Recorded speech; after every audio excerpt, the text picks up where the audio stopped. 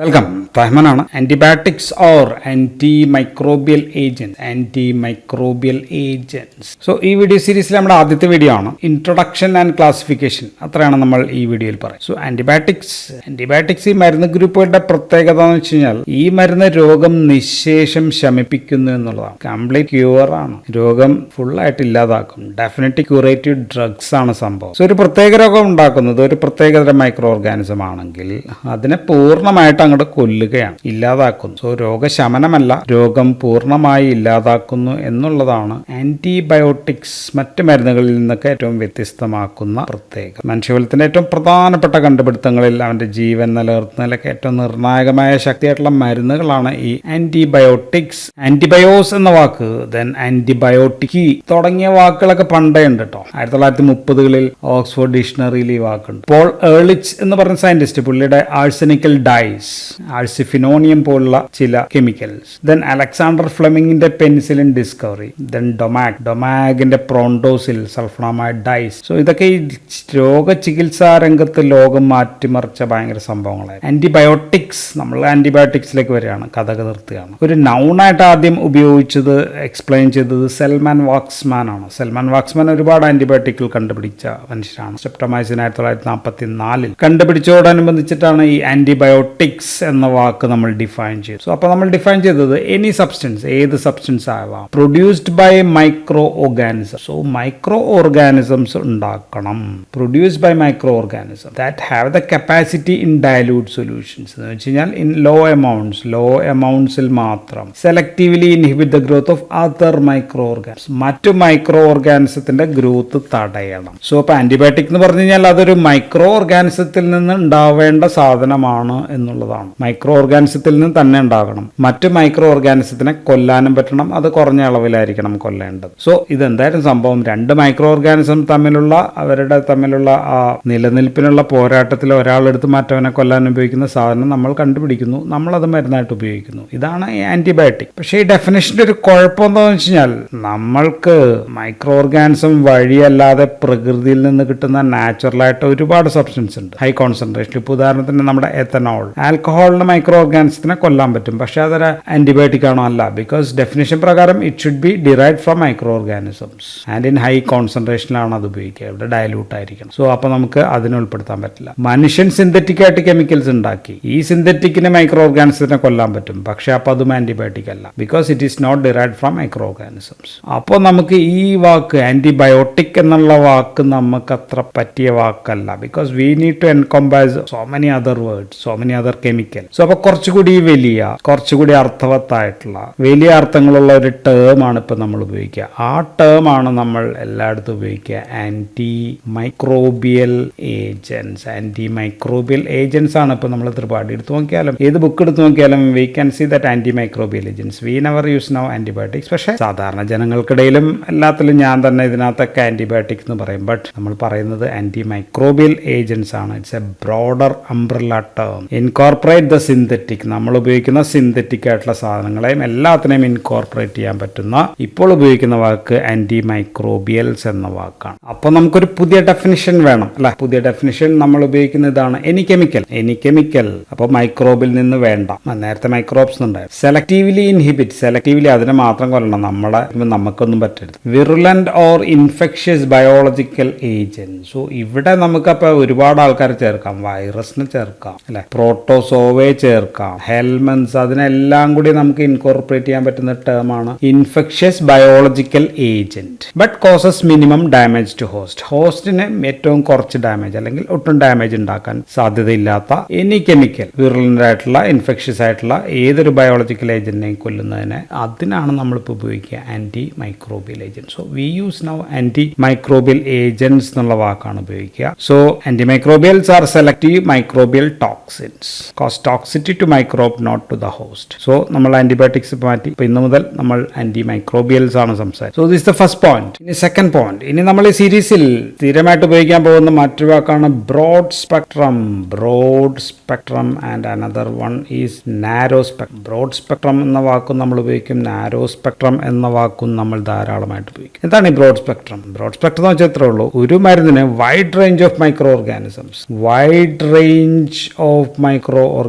Micro ഓർഗാനിസത്തിന് ഇങ്ങനെ എഴുതിയാൽ മതി. കൊല്ലാൻ പറ്റുമെങ്കിൽ അത് ബ്രോഡ് സ്പെക്ട്രമായ, ഉദാഹരണത്തിന് ഗ്രാം പോസിറ്റീവിനെ കൊല്ലാം, ഗ്രാം നെഗറ്റീവിനെ കൊല്ലാം. സോ ഇറ്റ്സ് എ ബ്രോഡ് സ്പെക്ട്രമായി. Efficient towards wide range of micro organism, അത് ബ്രോഡ് സ്പെക്ട്രം ആണ്. അപ്പൊ നേരെ ഓപ്പോസിറ്റ് ആയിരിക്കും അല്ലെ. നാരോ സ്പെക്ട്രം ഇപ്പൊ എന്താ, ഗ്രാം ഉദാഹരണമാണ്. എക്സാമ്പിൾ ഗ്രാം പോസിറ്റീവിനെ മാത്രമേ കൊല്ലുന്നുള്ളൂ എങ്കിൽ അത് ഒരു നാരോ സ്പെക്ട്രം ആണ്. ചിലതിനെ മാത്രം കൊല്ലാൻ പറ്റുന്നത്. Efficiency is limited to a certain group, അല്ലെങ്കിൽ ചെറിയ ഒരു ഗ്രൂപ്പിനെ മാത്രം കൊല്ലാൻ പറ്റുമെങ്കിൽ അത് നാരോ സ്പെക്ട്രമാണ്. ഇനി മൂന്നാമത്തെ പോയിന്റ്, അല്ലെങ്കിൽ മറ്റൊരു പ്രധാനപ്പെട്ട വാക്ക് നമ്മൾ എപ്പോഴും ഉപയോഗിക്കാൻ പോകുന്നത് ബാക്ടീരിയസിഡൽ എന്ന വാക്കാണ്. Bactericidal.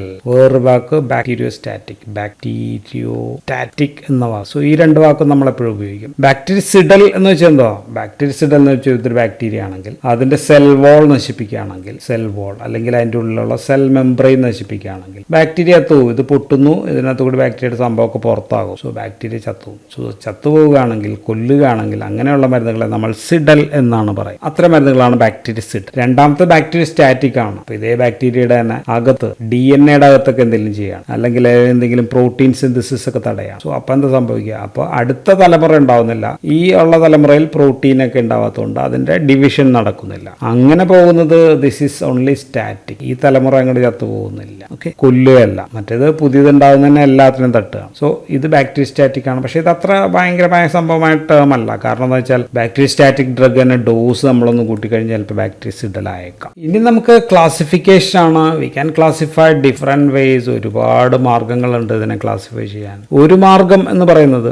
Organisms against which it is primarily active. ഏത് ഓർഗാനിസത്തെയാണ് നമ്മൾ കൊല്ലുന്നത് എന്ന് വെച്ചിട്ട്. ഉദാഹരണം, നമ്മൾ ബാക്ടീരിയ ആണ് കൊല്ലുന്നതെങ്കിൽ those drugs are called as anti bacterial. ഇപ്പോൾ പെനിസിലിൻ ആന്റി ബാക്ടീരിയൽ ആണ്, അമിനോഗ്ലൈക്കോസൈഡ്, എറിത്രോമൈസിൻ, ഇതൊക്കെ നമ്മൾ പഠിക്കും. ഇനി നമ്മൾ കൊല്ലുന്നത് ഫംഗസിനെ ആണെങ്കിൽ so it will be anti fungal drugs ആണ്, ഗ്ലിസിഫൾവിൻ, കീറ്റോകോണസോൾ, അങ്ങനെയൊക്കെയുള്ള മരുന്നുകൾ. ദെൻ നമ്മൾ കൊല്ലുന്നത് വൈറസിനെ ആണെങ്കിലോ if it is virus, anti viral ഡ്രഗുകളാണ്, സിഡോവുഡിൻ, സൈക്ലോഗ്രാം, ആന്റിഡിൻ, അങ്ങനെയൊക്കെയുള്ള. Then if you are killing some പ്രോട്ടോസോവകളെ കൊല്ലുകയാണെങ്കിൽ മെട്രോണിഡസോൾ ആന്റി പ്രോട്ടോസോവൽ ഏജന്റ് ആണ്. മലേറിയ, അതും ഒരു വിഭാഗം പ്രോട്ടോസോവായിട്ട് വരും. So chloroquine, pyrimethamine. ഇനി നമ്മൾ വിരകൾ, അങ്ങനെയൊക്കെയുള്ള സംഭവങ്ങളെ, കൊക്കോപ്പുഴു, അങ്ങനെയൊക്കെയുള്ള സംഭവങ്ങളെ കൊല്ലുകയാണ്. വിരകളെ കൊല്ലുന്നത് ആൻഡ് ഹെൽമെന്തിക് ആണ്. സോ എക്സാമ്പിൾ മെബൻഡസോൾ, പൈറൻഡൽ, ഡൈതൽ കാർബമിസിൻ, അങ്ങനെയൊക്കെയുള്ള. സോ ഇതാണ് ഒരു മെത്തേഡ്. പക്ഷെ ഇതിൽ തന്നെ ഇനി 100 കണക്കിന് ക്ലാസിഫിക്കേഷൻ ഉണ്ട്. ഇതിൽ തന്നെ പലതരം ക്ലാസിഫിക്കേഷൻ ഉണ്ട്. ഇത് തന്നെ വീണ്ടും വീണ്ടും ഇങ്ങനെ ക്ലാസിഫൈ ചെയ്ത് പോയ ഒരുപാടുണ്ട് കേട്ടോ. ജസ്റ്റ് ഒന്ന് പറയുകയാണെങ്കിൽ ഇങ്ങനെ ഒന്ന് ക്ലാസിഫൈ ചെയ്യാം. ഇനി മറ്റൊരു ക്ലാസിഫിക്കേഷൻ ഇതാണ്, കെമിക്കൽ ക്ലാസിഫിക്കേഷൻ. കെമിക്കൽ ക്ലാസിഫിക്കേഷൻ ആണ് മിക്കവാറും പിള്ളേരൊക്കെ എഴുതുക പരീക്ഷ. കാരണം എന്ന് വെച്ചാൽ ഒരുപാട് എഴുതിയെന്നൊരു സംതൃപ്തി അവർക്ക് കിട്ടും. പക്ഷെ ഇതിനകത്ത് എല്ലാ ക്ലാസ്സും ഉൾക്കൊള്ളിപ്പിക്കാൻ പറ്റില്ല. ഇപ്പം ആന്റി വൈറലോ അങ്ങനെയുള്ള സംഭവങ്ങളൊന്നും ഇതിനകത്ത് ഇല്ല. എങ്കിലും നമുക്ക് പറയാം, ഇപ്പം ഇതെല്ലാം മിക്കവാറും ആന്റി ബാക്ടീരിയൽസ് ആണ് അധികം. സൾഫോണമൈഡ്സ് എന്ന് പറയുന്ന ഒരു ഗ്രൂപ്പ് നമുക്ക് എഴുതാം. എക്സാമ്പിൾസ് ഞാൻ പറയുന്നില്ല, ബിക്കോസ് വി വിൽ ഡിസ്കസ് ഇതെല്ലാം നമ്മൾ പിന്നെ ഡിസ്കസ് ചെയ്യും. ഡൈഅമിനോപിരമിഡിൻസ്, ക്വിനലോൺസ്, ഫേമസ് സിപ്രോഫ്ലോക്സസിൻ, ബീറ്റാലാക്ടം നമുക്കറിയാം, പെനിസിലിൻസ് ഉണ്ട്, സെഫാലോസ്പോറിൻ ഉണ്ട്, മോണോബാക്ടംസ്, കാർബോപ്പനാം, അങ്ങനെയുള്ള ഡിഫറെന്റ് 4-5 ഗ്രൂപ്പ് ചേർന്നാണ് ഈ ബീറ്റാലാക്ടം. ടെട്രാസൈക്ലിൻ നമ്മൾ കേട്ടിട്ടുള്ളതാണ്. നൈട്രോബെൻസീൻസ് ലൈക്ക് ക്ലോറാംഫെനിക്കോൾ സിന്തറ്റിക് ആണ്. അമിനോഗ്ലൈക്കോസൈഡ്സ് ഉണ്ട്, മാക്രോലൈഡ് നമ്മളൊക്കെ കഴിക്കുന്ന അസിത്രോമൈസിൻ എന്നൊക്കെ പറയുന്ന മരുന്ന്. ലിങ്കോസമൈഡ്, ക്ലിൻഡാമൈസിൻ ഉണ്ട്, ലിങ്കോസമൈഡ്, അങ്ങനെയൊക്കെയുള്ള മരുന്നുകൾ. ഗ്ലൈക്കോപെപ്റ്റൈഡ്സ് പ്രധാനം വാങ്കോമൈസിൻ ആൻഡ് റിലേറ്റഡ് ഡ്രഗ്. ഓക്സസോളിഡിൻ ഡയോൺസ് ഉണ്ട്. സോ ഇത്രയും പറഞ്ഞെല്ലാം ആന്റി ബാക്ടീരിയൽ ആണ്. പോളിപെപ്റ്റൈഡ്സ് മിക്കവാറും ബാക്ടീരിയയൊക്കെ തന്നെയാണ്. നൈട്രോഫ്യൂറൻഡോൻ, ഫിറസോളിഡോൺ, നൈട്രോയിമിഡസോൾ, മെട്രോണിഡസോൾ ഒക്കെ നമ്മൾ പറഞ്ഞ ആന്റി പ്രോട്ടോസോവലാണ്. ടിനിഡസോളൊക്കെ ഇത് ആന്റി TB ആണ്. നിക്കോട്ടിനിക് ആസിഡ്, INH ഒക്കെ ആന്റി TB നമ്മൾ സെപ്പറേറ്റ് ആയിരിക്കും പറയാം. പോളിഈൻസ് ഇത് ആന്റി ഫംഗൽസ് ആണ്. ദെൻ അസോൾസ് കേൾക്കുമ്പോൾ തന്നെ ആന്റി ഫംഗൽ ആണ്. മൈക്കണോസോൾ, കീറ്റോകോണസോൾ, അങ്ങനെയൊക്കെ ഉള്ളത്. ദെൻ അതേഴ്സ്, പിന്നെ എല്ലാത്തിനും കൂടി ചേർത്ത് അതേഴ്സ്, റിഫാംപസിൻ, സ്പെക്ട്രോമൈസിൻ, കുറെ മരുന്നുകളുണ്ട്. So this is also not complete. ഇതൊന്നും കംപ്ലീറ്റ് അല്ല. പക്ഷെ പരീക്ഷയ്ക്ക് നമുക്ക് ക്ലാസിഫൈ ആന്റിബയോട്ടിക് എന്നൊക്കെ പറയുമ്പോൾ, അല്ലെങ്കിൽ ആന്റി മൈക്രോബിയൽസ് എന്നൊക്കെ പറയുമ്പോൾ കുറെ എഴുതി വെക്കാനായിട്ട് പറ്റും. അതുകൊണ്ട് ഇതായിരിക്കും പിള്ളേരൊക്കെ അധികം എഴുതുക. ഇനി മറ്റൊരു ക്ലാസിഫിക്കേഷൻ ഇത് വെച്ചിട്ടാണ് സ്പെക്ട്രം ഓഫ് ദർ ആക്ടിവിറ്റി. അത് നമ്മൾ ഓൾറെഡി പറഞ്ഞു. നാരോ സ്പെക്ട്രം, ബ്രോഡ് സ്പെക്ട്രം, ഇത് ഞാൻ ഓൾറെഡി പറഞ്ഞു കഴിഞ്ഞാണ്. എക്സാമ്പിൾസ് ആണ് പെൻസിലിൻ G ആണ്. പെൻസിലിൻ G നാരോ സ്പെക്ട്രം ആണ്. ടെട്രാസൈക്ലിൻ, എറിത്രോമൈസിൻ ഒക്കെ ബ്രോഡ് സ്പെക്ട്രം ആണ്. Then whether it is bacteria static ആണോ സിഡൽ ആണോ, ഇത് ഞാൻ പറഞ്ഞു. പെൻസിലിൻ പോലെയുള്ളതൊക്കെ സിഡൽ ആണ്. ഓക്കെ, സൾഫോണമൈഡ് പോലെയുള്ളതൊക്കെ സ്റ്റാറ്റിക് ആണ്. ദെൻ എവിടെ നിന്നാണ് കിട്ടുന്നത്? നാച്ചുറൽ സോഴ്സസ്, ഫംഗയിൽ നിന്നാണോ? നമ്മൾ പെൻസിലിൻ ആദ്യം കിട്ടിയത് ഫംഗസിൽ നിന്നാണ്. സെഫലോസ്പോറിനൊക്കെ ബാക്ടീരിയയിൽ നിന്നും കിട്ടും. വേറെ ബാക്ടീരിയനെ കൊല്ലാനൊക്കെ ഉള്ളത്, പോളിമിക്സിൻ അങ്ങനെയൊക്കെ ഉള്ളത്, ബാസിട്രൈസിൻ അങ്ങനെയൊക്കെ ഉള്ളത്. ദെൻ ബാക്ടീരിയ അല്ല, ഫംഗസും അല്ല. ദെൻ സം ആക്ടിനോമൈസിറ്റസ് പോലെയുള്ളവ എന്നാണെങ്കിൽ അമിനോഗ്ലൈക് ആസിഡ്, മാക്രോലൈഡ് ഒക്കെ അങ്ങനെയാണ് കിട്ടിയത്. സോ ഡിപ്പെൻസ്, സോഴ്സ് നോക്കുന്നു, ടൈപ്പ് ഓഫ് ആക്ഷൻ നോക്കുന്നു, സ്പെക്ട്രം ഓഫ് ആക്ടിവിറ്റി ഒക്കെ വെച്ചിട്ട് നമുക്ക് ക്ലാസിഫൈ ചെയ്യാം. നമ്മളിവിടെ ക്ലാസിഫൈ ചെയ്ത ആദ്യം ആന്റി ബാക്ടീരിയൽസിനെ ഒന്ന് ക്ലാസിഫൈ ചെയ്യുന്നു, അല്ലെങ്കിൽ അതിനെപ്പറ്റി പറയുന്നു. പിന്നെ ആന്റി ഫംഗൽ, ആന്റി വൈറൽ അങ്ങനെ അങ്ങ് പോകും. സോ ഇവിടെ നമ്മൾ ആന്റി ബാക്ടീരിയൽസിനെ നമ്മൾ പഠിക്കുക സെൽ വാൾ സിന്തസിസ് ഇൻഹിബിറ്റർ. ഇത് സെൽ വാൾ ആണ്, ബാക്ടീരിയയുടെ സെൽ വാൾ ആണെങ്കിൽ സെൽ വാൾ തകർക്കുന്ന മരുന്നുകൾ, അത് നമ്മൾ പഠിക്കും. ദെൻ അകത്ത് സെൽ മെംബ്രെയിൻ്റെ, ഇപ്പൊ ഗ്രാം നെഗറ്റീവിനൊക്കെ ആണെങ്കിൽ സെൽ മെംബ്രെയിൻ ആയിരിക്കും പ്രധാനം. സോ സെൽ മെംബ്രെയിൻ തകർക്കുന്ന മരുന്നുകൾ. ദെൻ ഇതിനകത്ത് DNA ഉണ്ട് അല്ലെ, ബാക്ടീരിയയുടെ അകത്ത് DNA ഉണ്ട്. ഈ DNA ആക്ട് ചെയ്യുന്ന മരുന്നുകളുണ്ട്. DNA നിന്ന് പുതിയ പ്രോട്ടീൻ ഉണ്ടാക്കുന്ന പ്രോട്ടീൻ സിന്തസിസ് നടത്തുന്ന ആൾക്കാരുണ്ട്. സോ അതിനെ തടയുന്ന മരുന്നുകളുണ്ട്. ദെൻ DNA ഒക്കെ ഉണ്ടാക്കാൻ അല്ലെങ്കിൽ പ്രോട്ടീനൊക്കെ ഉണ്ടാക്കാൻ ചില സാധനങ്ങളൊക്കെ വേണ്ടി വരും, അതിനെ തടയുന്ന മരുന്നുകൾ, അതാണ് ആന്റി മെറ്റബോളൈറ്റ്സ് എന്ന് പറയാം. സോ അങ്ങനെയുള്ള മരുന്ന്. സോ നമ്മുടെ ക്ലാസിഫിക്കേഷൻ ഇതായിരിക്കും. സെൽ വാൾ സിന്തസിസ് ഇൻഹിബിറ്റേഴ്സ് പഠിക്കും, ഇതിന്റെ മെക്കാനിസം ഓഫ് ആക്ഷൻ എന്താണെന്ന് പഠിക്കും മൊത്തം. ദെൻ ഓരോരോ ഗ്രൂപ്പ് മരുന്നുകളെ കുറിച്ച് പറയും. ദെൻ സെൽ മെംബ്രെയിൻ അതെങ്ങനെ തകർക്കാം എന്ന് പറയും. ദെൻ അതുപോലെയുള്ള മരുന്നുകൾ. ദെൻ പിന്നെ പ്രോട്ടീൻ സിന്തസിസ് ഇൻഹിബിറ്റർ പറഞ്ഞിട്ട് നമ്മൾ ആന്റി മെറ്റബോളൈറ്റ്സ്. സോ ഇതായിരിക്കും നമ്മൾ പറയുക. ഇനി നമ്മൾക്ക് ഏറ്റവും ഇമ്പോർട്ടൻ്റ് ആയിട്ട് അറിഞ്ഞിരിക്കേണ്ട കാര്യം, ആന്റിബയോട്ടിക് എന്തിനാണ് കൊടുക്കുക, നമ്മൾ എന്തൊക്കെ ലക്ഷ്യങ്ങളാണ് നമ്മളൊരു ആന്റിബയോട്ടിക് കൊടുക്കുക. ഇപ്പോൾ ഒരു രോഗിക്ക് ഇൻഫെക്ഷൻ